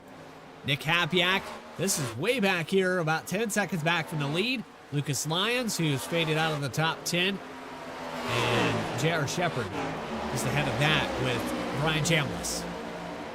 Yeah, Shepard and Chambliss are going to go battle. They got by Lucas Lyons. Lyons has some right front damage. Might have hit the wall. But either way, Lyons just trying to hold on to what he can as Brian Chambliss, looking at his season, obviously up there in points, trying to get into the chase this season, but his only top 10 of the season is his race win at Atlanta. Other than that, his best finish, he's got two straight contact. Oh! That was Caleb Weekly. They got into the side of Rob Denton. Don't show Adam Cabot that. He saw it. He's right in front of him. That's the last thing he wants to see is contact in front of him, but they kept it straight for the time being. I was looking at Chambliss. He has 2 finishes of 17th the past 2 weeks. He's raced Vegas and New Hampshire, and that's his best finishes besides his win. So it definitely would be a pretty good deal if he can get one here. 4 laps to go here from Kansas. Cabot's like, don't do that again. Away. He's checking out. Yeah, it's just Carwell blocking to the wall for that 4th spot. AJ Stravalo is going to try to get both spots out of it. His battle for 4th is tightly contested. There might be contact. Stravado tried to slide up, couldn't do it. Crossover. What a move from Seth Hatchell. He's going to get both of them down the back straightaway. That was awesome. 2-for-1 special out of turn 2 for Seth Hatchell. That was nice. Oh, we might have carried too much speed into 3. He almost hit the wall. But that was a really good recovery to get those spots back. Stravado, I think, is a little bit better right now if he could just clear him in the middle of the corner at the right time. Oh man, they're side by side for 30th, right in front of Adam Cabot. This is really the last bullet Cabot has to dodge, is these two. Hatchell holds on just back there for the top 5. Actually, for the 4th position, this is side by side with Denton in the wall. 27 to Nick Wood to the bottom. Cabot being held up a little bit here. Has plenty of cushion with 2 to go. Ooh, Carwell almost up into Stravado. Stravado should keep that 5th spot. That gave maybe Seth Hatchell the breathing room he needed, but Cabot probably just trying to say, man, just give me some clear air. White flag, that's all I want. White flag. Well, the other battle's kind of fizzling out. Kenny Kibbe's in a battle with Ben Lafter for the 27th spot. That might end up being tight. Also, that battle for 28th still ongoing. But Adam Cabot doesn't care. All he cares about is a white flag, and I think he's going to get it. He comes off of turn 4 one more time around here from Kansas Speedway. Adam Cabot with a 1.5-second lead. Going into turns 1 and 2, a go around the 21 machine of Eddie Trejo. Almost some contact there. And the battle for second within a couple tenths now as Adam Cabot looks for his 2nd win off of 3 and 4. The 17 car is going to find his way. Victory lane. Saturday Night Racing League Cup Series Week 12 goes to Adam Cabot. What a drive. Just drove his tires perfectly. I mean, he went completely the opposite of what Bailey Turner was doing. Saved the tires till the last half of that run, and it worked to perfection. I mean, Turner didn't have anything left for him by the end. A little congratulatory bump, and then a little more than that. And he only led 14 laps, but he was there the entire time. Everybody congratulating the 17. Unfortunate there for Jeff Wright. He's going to finish 29th. Not the time for Jeff Wright here tonight. Got caught off cycle, got a penalty, and Cabot's going to ramp it here through the infield grass. Oh, got air before he even got to doing burnouts. He got 4 wheels off the ground. We talked about it. He's had 3 races here. He's finished 2nd. He's finished 2nd place twice. in this race in 2 different cars. One to Jeremy Miller last season and the first season to Jeff Wright. Couldn't be denied tonight. Post-race interviews with your top 3. Those final race results coming up right after this. You are watching Saturday Night Racing League presented by M&J Distributors. The Cup Series finished up week 12. Adam Cabot victorious. Back with more post-race coverage right after this.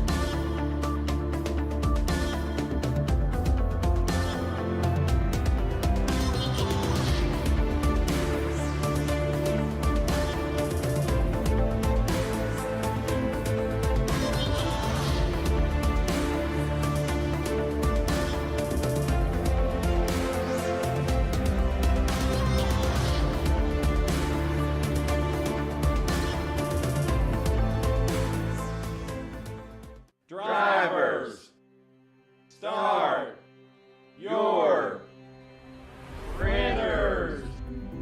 To keep pace with the ever-changing landscape of marketing and advertising, let Clark Print Shop help you spot the trends and keep you in front of the pack with all your color printing needs. From business cards to invitations, menus to mugs, we can print anything you need on paper or your choice of over 3,000 promotional items. Visit www.clarkprintshop.com to browse our online catalog and place your order today, or call us at 276-889-3426. For a limited time, use the code iRacing for 23% off your first purchase. The staff at Clark Print Shop looks forward to handling all your color printing needs. In the heartland of our country, something magical is happening. At Walkin' and Rollin' Costumes, we know the power of community, of hands coming together to create wonders. These costumes are symbols of love, compassion, and inclusion. Your hands can craft dreams. Join us at Walkin' and Rollin' Costumes build events and be a part of something extraordinary.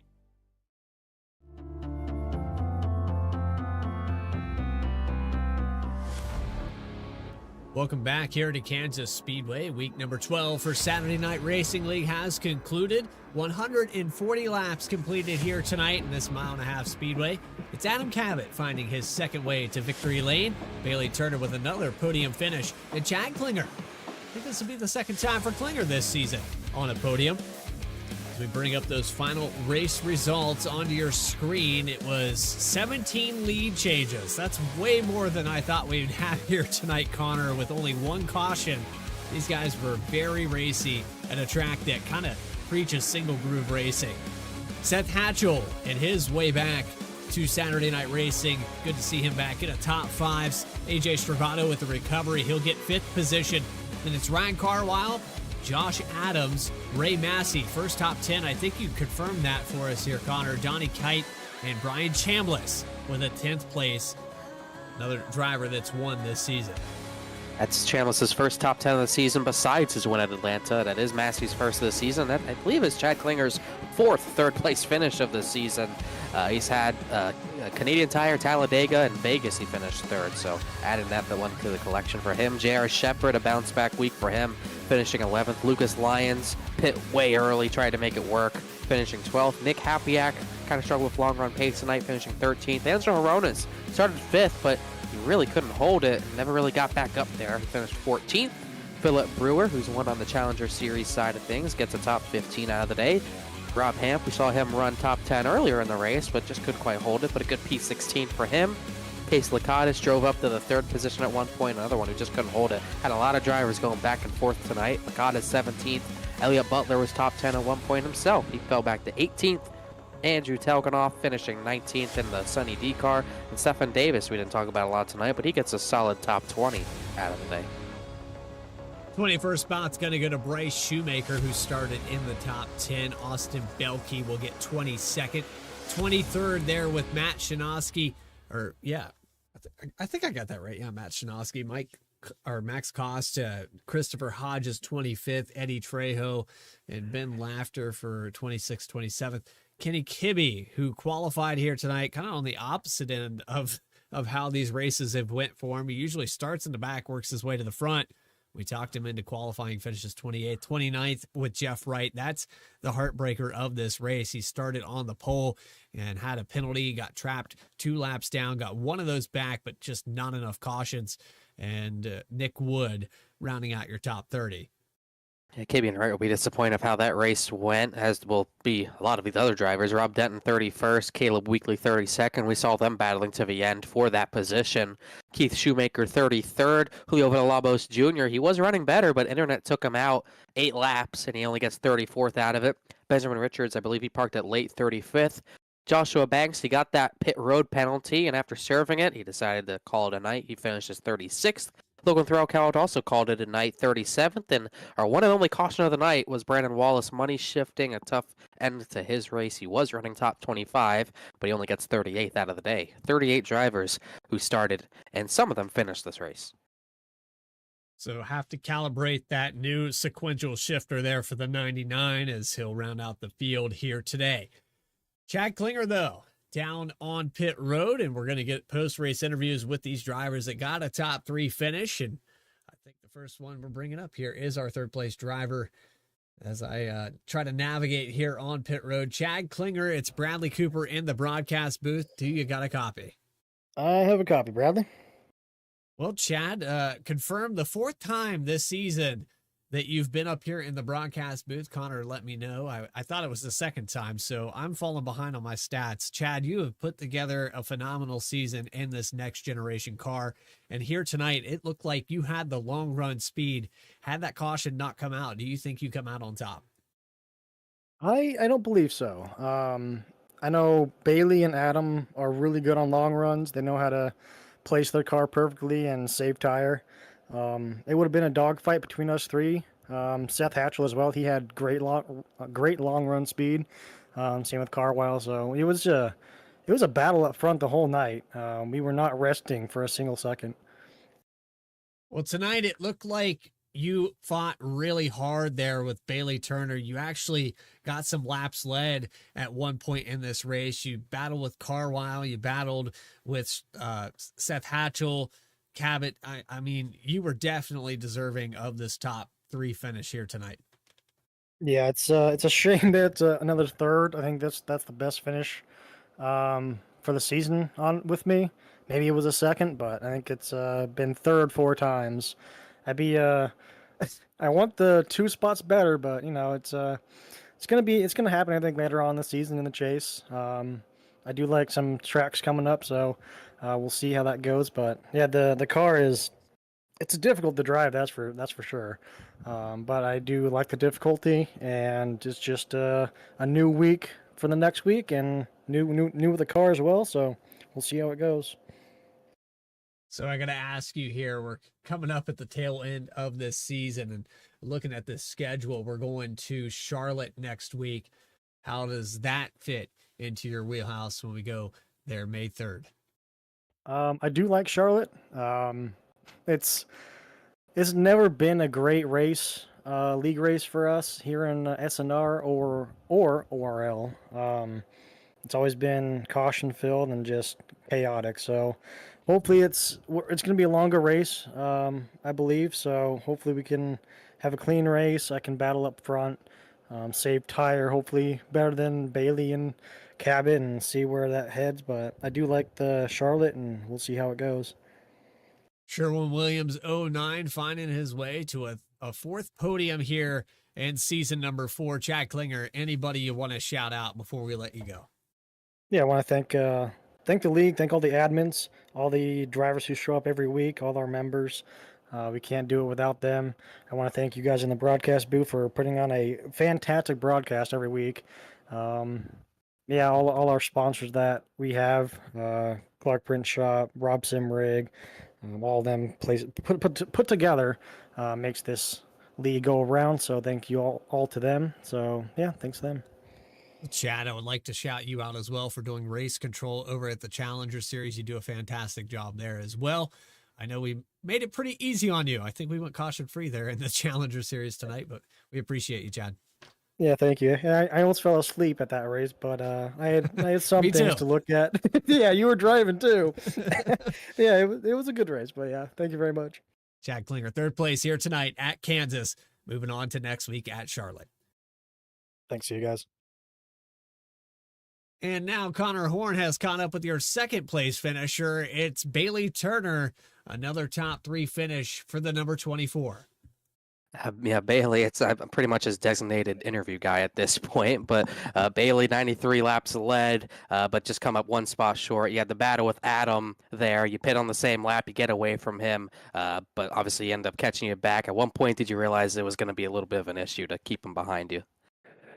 Yeah, gosh, yeah, I'm still trying to wrap my mind around that whole race. Freaking just working my butt off the whole race. It just, you never had a chance to rest at all. It felt like a plate race almost. But yeah, I knew when we pitted and everything that he was, had decided he was going to save, and I wanted to take advantage of the fresh tires and just get around those guys quickly, and had to fight through them, and meanwhile Adam's just back there chilling, saving his stuff, and obviously I made the mistake there. I just felt like the whole night we weren't the best long run car.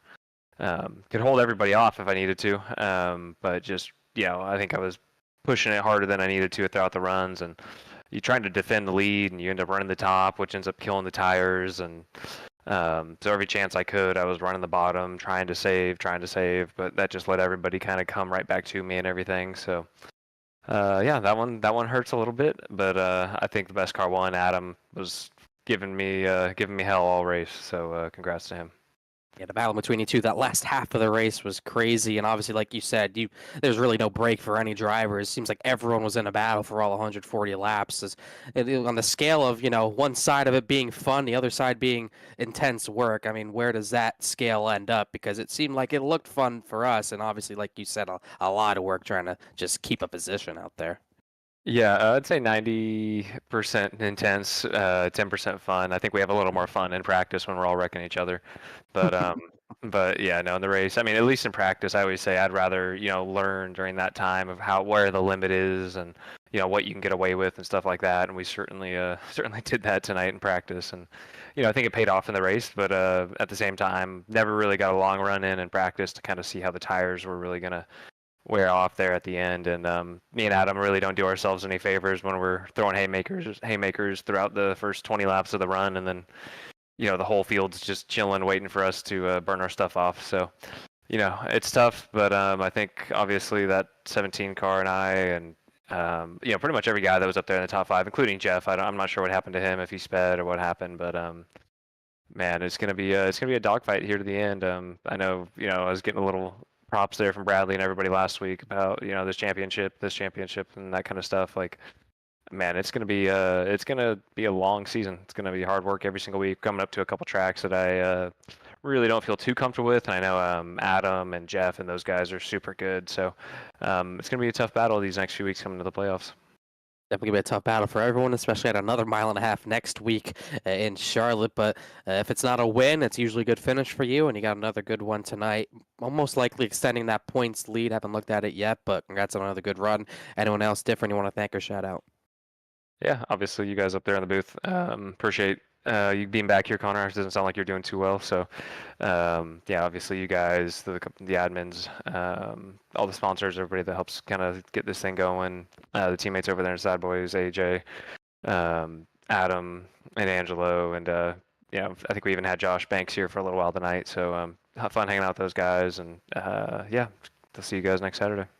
And I do have, at least unofficial standings, your lead is the biggest it's been all season, 75 points over Jeff Wright. So another good finish for you and a good points lead into the last, I believe, 2 weeks of the regular season. Congrats on that. Another good finish. Thanks for talking to us. We'll see you next week at Charlotte. Yeah, let's stop the count now. We can just end the season if we want. Oh, if only. See you. See you. 0 sugar and 5 wins, and he said, "Stop the count right now. Let's just end it." I mean, the way his season has went, Connor. I mean, it would be a real shame if he did end up losing this championship. He's had a phenomenal run. He's missed 1 race all season, and he's ran 11. He's only has 2 finishes outside the top 5 all season. That just shows what type of season he's been having.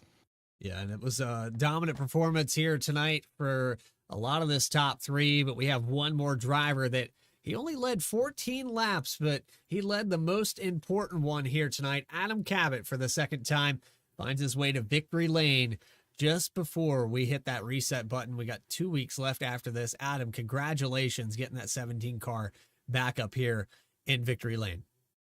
Thanks, man. That was a fun one. Yeah, I mean, just like every week, it seems like me and Bailey just were out there brawling the entire race. Passing was super, super difficult. I mean, I spent like that entire second run and a lot of the first run just trying to get by Bailey. Felt like I was a little bit quicker, but you had to be a lot quicker to complete a pass, especially when you're racing someone who knows what they're doing, like Bailey does. So ironically, I think what really actually helped me was sliding through my pit on the last green flag stop, because that made me lose the lead to Bailey, which I spent the last like 50 laps trying to get from him and just getting literally right before the pit cycle. So that was frustrating, but I realized I'm like, well, I'm back in like 6th now.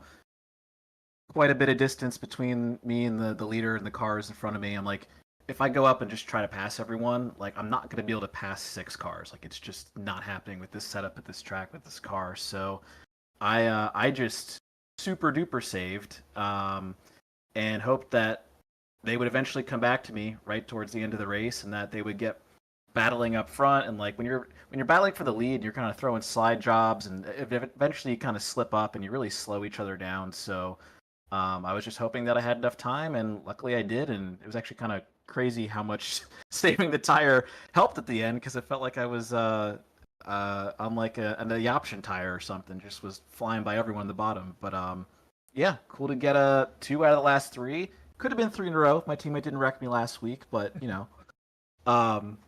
So yeah, fun race.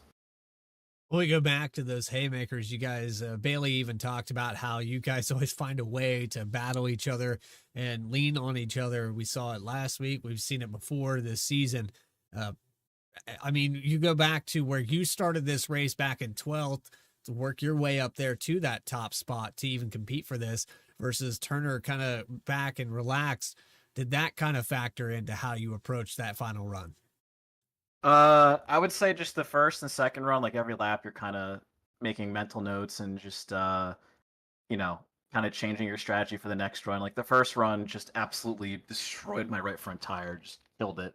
But I saw guys like Seth and a few others late in that run. It was, again, kind of the opposite of how it was the end of the race. They were just so much faster. So I figured, okay, they must have saved, which means that I'm going to have to save. So the second run, I tried to be smarter. But even with that, still couldn't complete the pass on Bailey. And that's when I realized, okay, you got to really commit to the save if you want tires at the end. And, you know, luckily I needed those first 2 runs to kind of figure that out. And also battling Bailey definitely helped me figure out a different line that was working really well and worked really well in the last run. It's weird. Like, I feel like with the grip strips and the stuff iRacing's done, like you have to hit like a very precise line, like just where the grip is and where it isn't is a little bit strange. But I feel like I figured a few things out towards the end. And yeah, luckily it all just kind of came together. Well, Adam, you're going to add yourself to a multi-time winner this season. Only 2 drivers have that, and you are the second one. Anybody you have to shout out, though, that put the 17 car in victory lane tonight?